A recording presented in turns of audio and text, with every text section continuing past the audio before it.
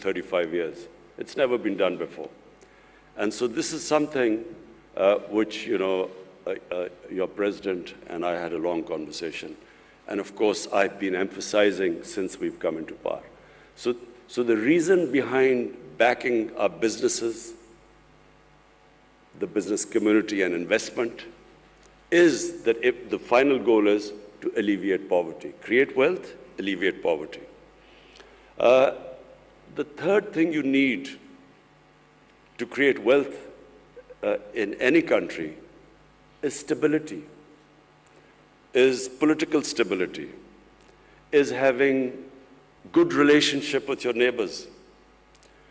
Because one thing which Sri Lanka and we have had in common is that whenever you have conflict or terrorism, as Sri Lanka and Pakistan suffered from, then the first thing that it affects is the business climate, is investment, and in your case, tourism.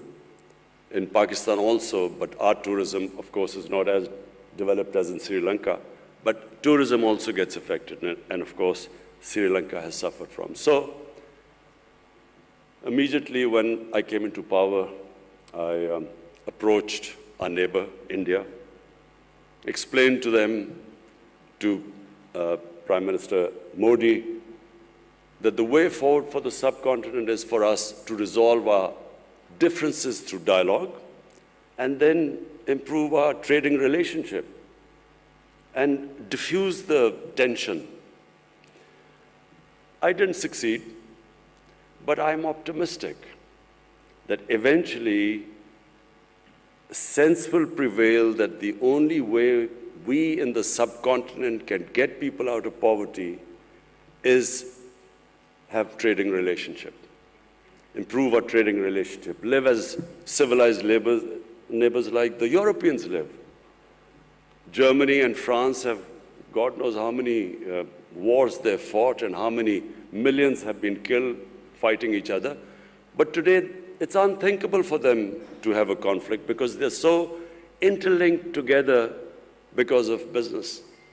They're so interlinked, the trading ties are so strong, and especially after the European Union, that it's unthinkable that these countries could ever have another war. So similarly, my dream for the subcontinent is that we resolve our difference, and our difference is only one.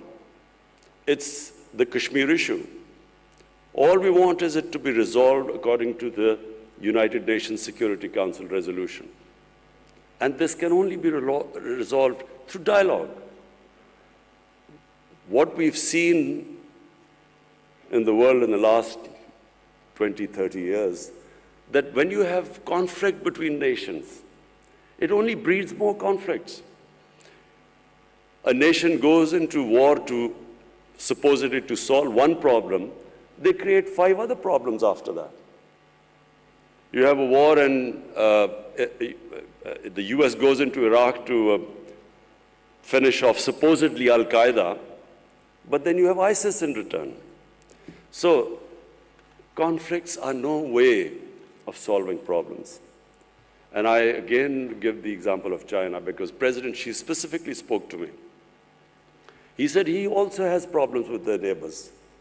But all these problems are subservient to trade. Everything is subservient to investment and well-being and business. And so the same thing should apply in the subcontinent.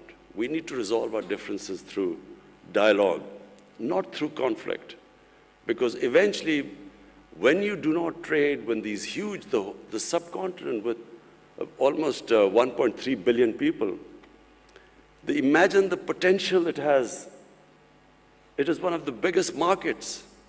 And the only thing, in my opinion, keeping it where it is right now, unfortunately, is that our inability to resolve our political differences through dialogue. I also feel that, and I want to believe that Pakistan can play its part in reducing the rising tensions between the United States and China. Some 50 years back, it was Pakistan which opened up China for the United States. It was Pakistan who organized the meeting between Henry Kissinger and the Chinese. So we hope that we can again play our part. We'd much rather be a country which, rather than becomes part of rivalries between countries, we actually become a country that brings other nations and humanity together. Back to Sri Lanka. We have a relationship that has huge potential for both the countries.